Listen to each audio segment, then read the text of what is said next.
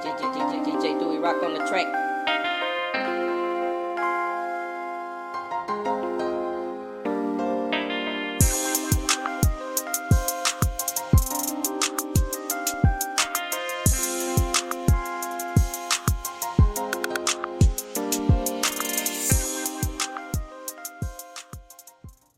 Welcome to Immerse Podcast. I'm your host, Maserati. We want to thank you guys for tuning in for this episode of Community Gardening. And we want to thank you guys for all the likes, shares, and subscriptions on Facebook, Instagram, Twitter, YouTube, and now TikTok. This is being brought to you by Involved Social and Civic Club, Bursell Family Insurance Agency, and Stepping Stones LLC of Jonesboro, Louisiana. And do we have a special guest in the building for you guys tonight? We're going to be talking politics and speaking on the issues with current candidate for state senator. At the age of 21, like most successful entrepreneurs, he borrowed a few dollars to kickstart his own business. And over the past 3 decades, he has numerous companies deeply rooted in the economy and communities of Northeast Louisiana. He is a successful businessman, a family man, and he stands on quality for Louisiana. I'm going to let him tell you guys what he stands on as he runs for state senator. We have him in the building. Candidate for state senator, Mr. Ned White, is on the show. How you doing today, Mr. Ned? Good. Thank you, sir, for having me on. I really appreciate it.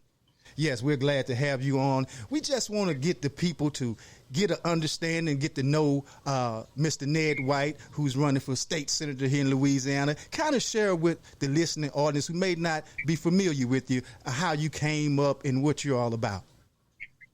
Well, I was raised pretty much my whole life in Monroe and raised by a single mother that taught me respect and responsibility and independence at an early age. Went to work very early at my family's finance company in Monroe, in junior high actually, and worked all the way through college there, and then eventually started my own business at age 21, and it's involved into numerous other businesses that's, as you already said, and that goes throughout North Louisiana. We're been in business for 30 years as a businessman and a job creator.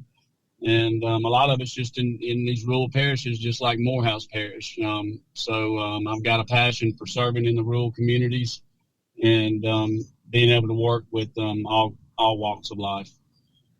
Right, most definitely. But, you know, Mr. Ned, what we want to know, get into the meat and potatoes of this thing, who or what inspired you to all of a sudden run for state senator?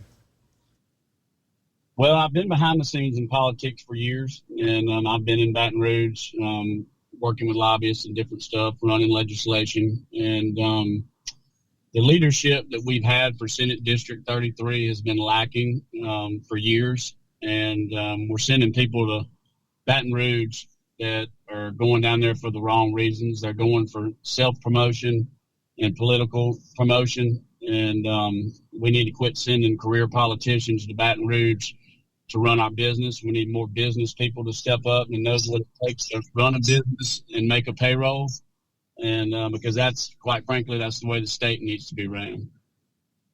Most definitely. And I know that you're a country boy like myself. Let's talk about agriculture. How can we, you ensure that we're going to be able to get the proper funding and grants for farmers like yourself and throughout Northeast Louisiana so we can maintain our farms? Right, absolutely. I'm 100% pro for the farmers and the loggers. And, one thing we're facing in this state is the outrageous insurance rates. It's putting people out of business. The loggers are dying on the vine, and it's stressing farmers out. Also, the high inputs is also an issue for the farmers these days. And then also the labor force.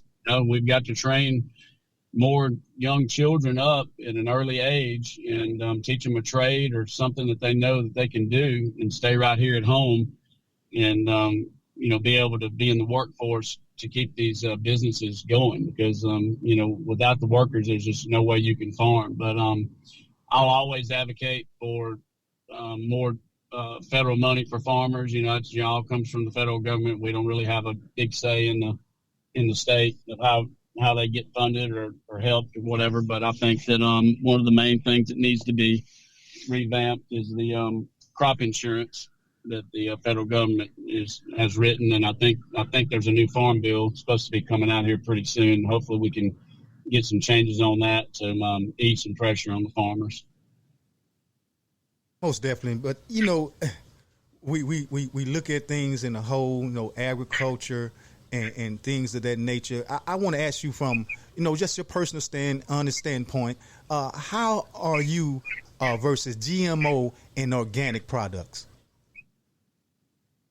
Well, my wife is she's a health coach, and she is very, very, very, for organic stuff. She's not for genetically, modified stuff. But, this day and time, it costs so much to farm organic materials.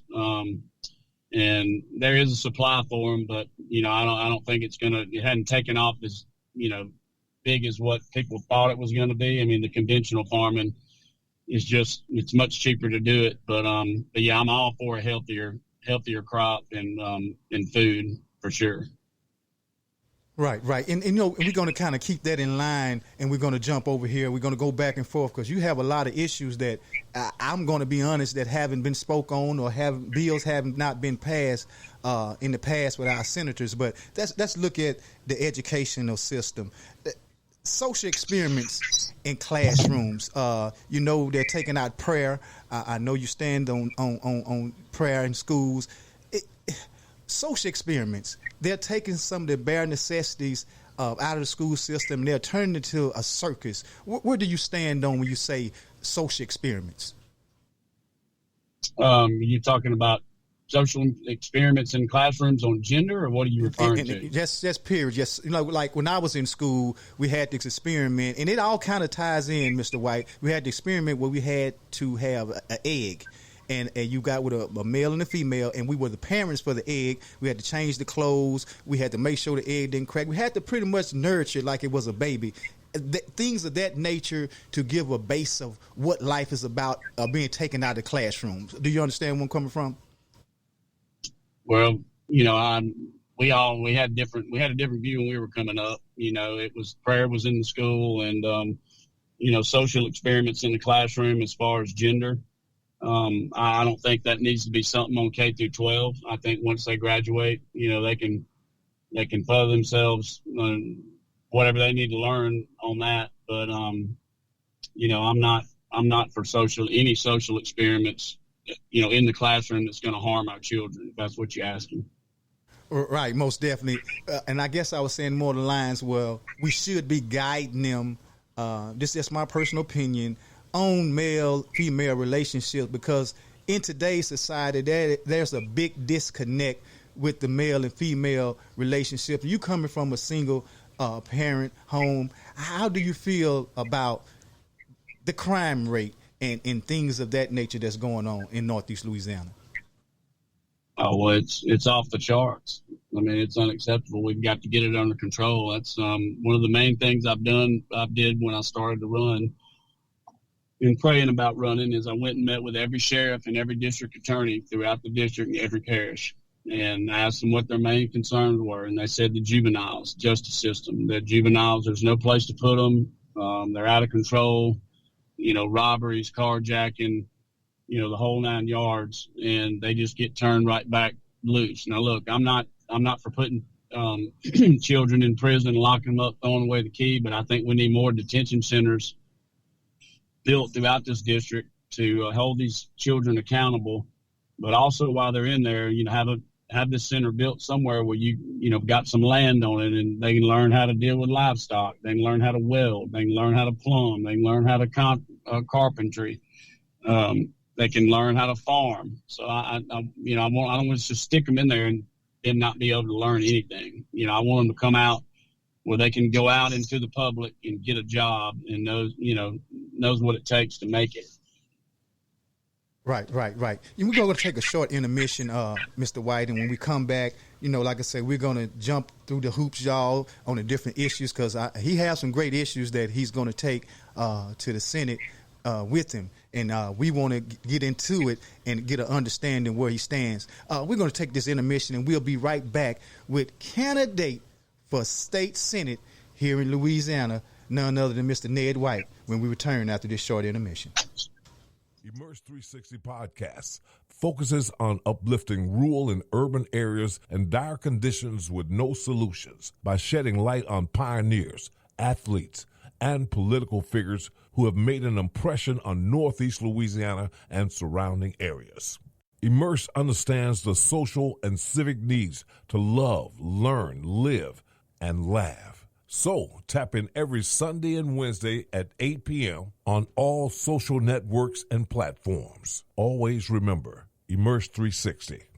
Welcome back. We're still here with candidate for state senate here in Louisiana, none other than Mr. Ned White. This is being brought to you by Bro Inc. Photography, Kick Thrones of Scrap City, Louisiana, and your own Brass Section and Stardom Networks on Facebook, Instagram, and YouTube. Hey, we're still here talking about the issues with candidate Mr. Ned White. Mr. Ned, before we left, you was talking about the correctional and penal systems, how you want the individuals, especially the juveniles, to have some type of trade and alternative instead of just being incarcerated. But I think we have a uprising of a bigger problem with this immigration law and the immigrants are flooding our borders. How do you feel about that? I'm totally against illegal immigration. It's ruining this country, and quite frankly, we don't have enough places to house these people, and we can't afford for them to be here. It's taking, it's taking food and money from working families that's been here all their life, and they're getting the brunt of it. So we need to get it under control quick. Right, and I noticed that you're about, the common working family with these taxes. And it seems like at the end of the day, with all of this flooding and immigration and all of these different changes that are going on under this current administration, how are we going to keep from the common working man from having to carry the load from all this going on? Well, what I would like to see done is eliminate the state income tax and reduce our sales taxes in order to bring new industry to our area, to North Louisiana. I think that, we've got an out migration of people right now leaving Louisiana. And that's just unacceptable because, they can't make a good living here and raise a family here. So, they got to do what they got to do to do that. But I think that, also keep the businesses that we have here now, need to be rewarded so they don't leave. But that would be a huge stress reliever right there on our small businesses. Our small businesses have been the backbone of Northeast Louisiana, and quite frankly, they're dying on the vine. Right. And that's I think that's the scary thing for most Americans is that, we're being pushed to the side for whatever reason. It seems like we're being pushed to the side as citizens of this country. But, we jump into more strenuous things when it comes to life and raising a family.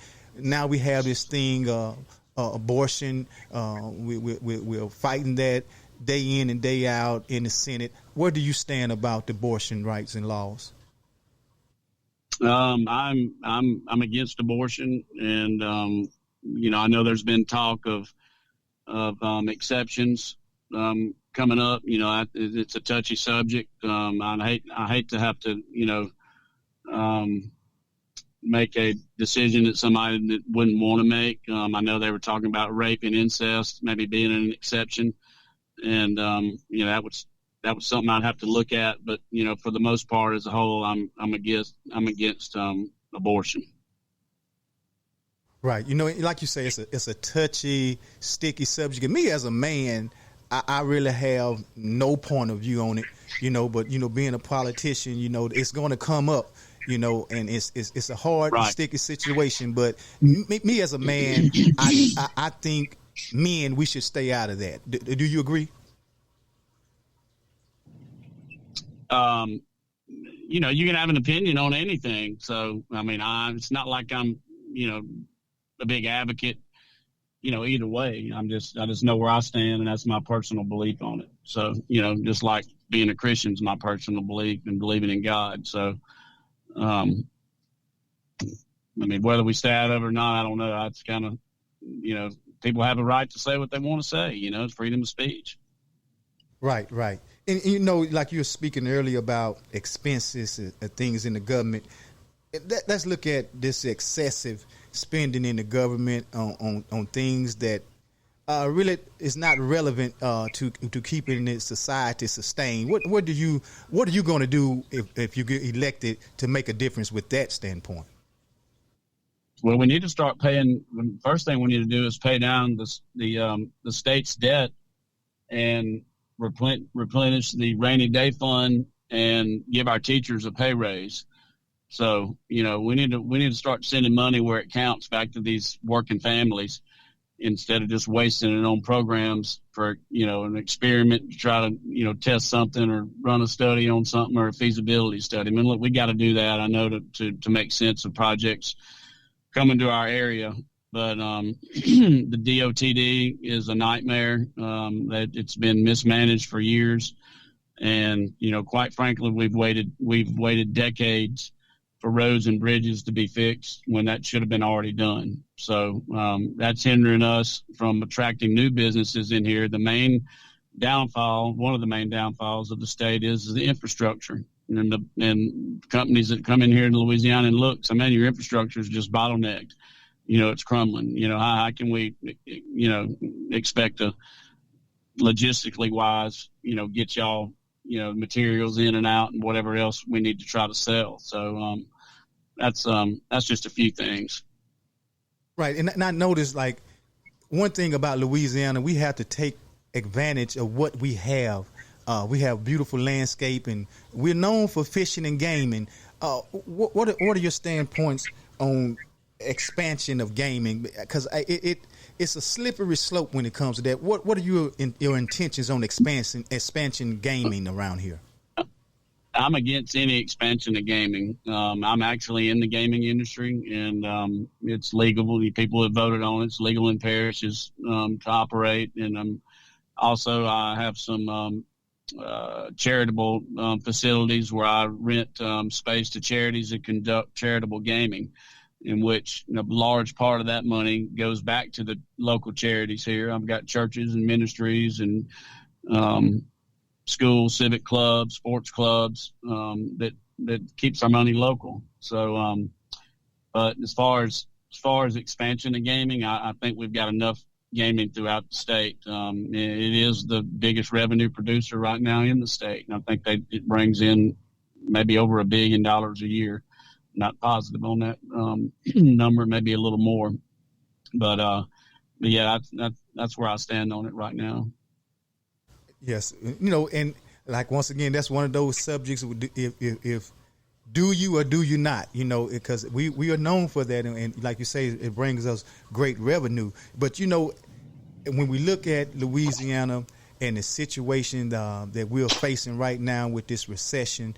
And we have been in a recession. I don't know about the rest of the government or the country, but what are we going to do to try to, pay off the debt? But what else can we do to kind of bring us back out of that recession? Well, people's got to get back to work. All the government handouts that's been handed out since COVID and everything else has been abused, and there's no incentive for people to go back to work. So therefore, that's what's driving up inflation. It's supply and demand and the labor force. It's just, I own a sand and gravel operation in West Monroe, and the more you produce, the less your overhead is. So if you don't have the workforce to produce it, then you're going to have inflation that continue to carry on. And I think they need to cut these interest rates back to where they were. That's putting more people out of business and too much stress on our working families and businesses. Well, COVID opened up a wormhole. I like to say it did. It made people. I won't say lazy. Just maybe not want to go back to that 9 to 5, and it still doesn't pan out. It's still not enough. And I guess that's what the complaint most American citizens are, that you work hard, you go to work every day, and only to break even or still be in the negative, and I think that's where we at. How can we ensure and help our citizens to sustain so they won't have all these stresses and pressures on us? Well, I think I just answered that with the last question. I mean, I don't, it's just until we get that under control, this economy is going to be stressed and stretched. And I've talked to hundreds of people throughout this district, and quite frankly, that's what they are. They're stressed and stretched out. Mm-hmm. So, it's totally unacceptable. You got children that only rely on a meal that they may get Monday through Friday at school. They may go home, and we've got our own hunger problems right here in the United States, and yet we're sending billions of dollars overseas to feed and further these other countries' wishes, which I think we need to tighten up on that as well. Right. And I look at, government and our Constitution and our rights, and I know you're a member of the NRA and you're a sportsman.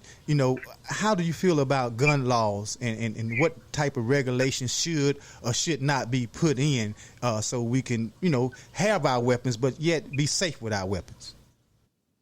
Right. Well, I kind of like the current law it is right now. I don't think there needs to be any gun control. I think if you want to carry a gun wherever you want to go, then, that's your personal right. I mean, there's constitutional carry right now, and you got to go take a test to get, to be able to do it concealed, but, you can carry outside. You don't have to have a permit. You just want to carry it on your hip, on your belt, and it's not concealed. So, anyway, I'm for that. I think that the teachers and the people working these schools need to be trained how to operate a firearm in case of these all these crazy mass shootings that are coming in and killing our children. We're just sitting there like sitting ducks with no protection. Right. It's that subject right there really needs to be discussed, because it's another one of those slippery slope situations. Who can you trust with the gun around the kids? And I think, Mr. White, that's something, from my personal opinion, that needs to really be forced and pushed. If you are elected to the Senate, that was something I would love to definitely see how that would turn out. Right. Well, they'd have to have proper training and know how to operate, and then there would be of course, rules to everything, but I don't know, if you're sitting there unarmed, it's kind of like going to war. You go to war without a weapon, and you're dead before you even start. So. Right, most definitely. We're going to take another intermission, and when we come back, we're going to get the final thoughts from you and get the message that you want to give the people of Louisiana as we get ready to do absentee voting. Matter of fact, this weekend, you guys, and we're going to speak on that when we come back. But when we come back, we're going to wrap it up with the candidate, Mr. Ned White, get his final thoughts and give you guys his perspective as we get ready to close out when we come back after this short intermission. DJ Dewey rock on the track.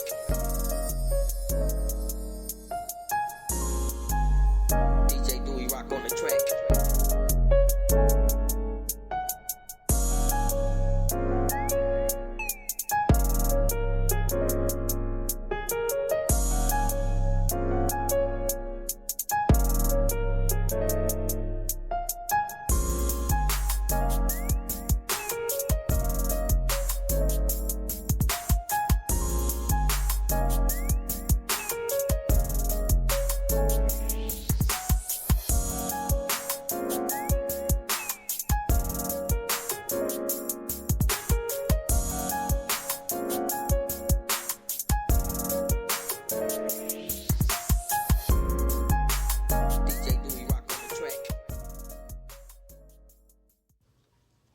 Welcome back. We're still here with candidate for state senator, Mr. Ned White. And Mr. Ned, we have truly enjoyed you, and we want to thank you so much for coming through and sharing with us your perspective and stance on certain issues dealing in Louisiana. As we do all our guests, before we let you go, looking through a glass, how would you and what would you like to say to Louisiana as we get ready to head into this election? Well, first I was going to say that absentee voting has actually been going on for a couple of weeks, and what's coming up Saturday for the next following week is early voting. And, right. My mistake. I encourage everybody to get out and early vote. We're going to have good weather. Let's don't wait till election day to maybe for a football game to pop up. I think I just heard today that Gramblin's going to be playing, and I was like, oh Lord, we better spread the word and get everybody out to vote now. I know how they don't want to miss some Grambling games, but more than anything, I'm not doing this for self-promotion. I'm doing it for selfless service.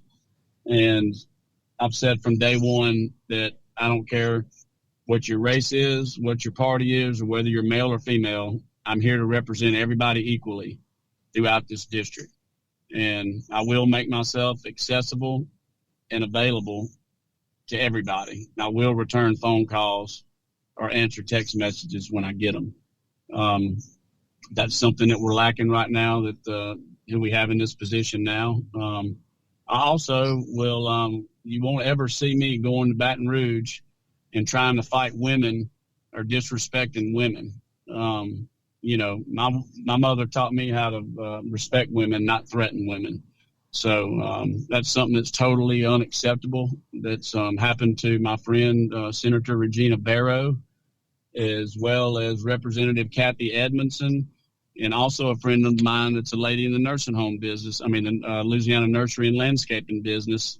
She's actually the president of the association that the current senator, got in her face and talked down. So, and it's they were both white women. So it's not a black and white thing. It's a women thing. And that's just totally unacceptable.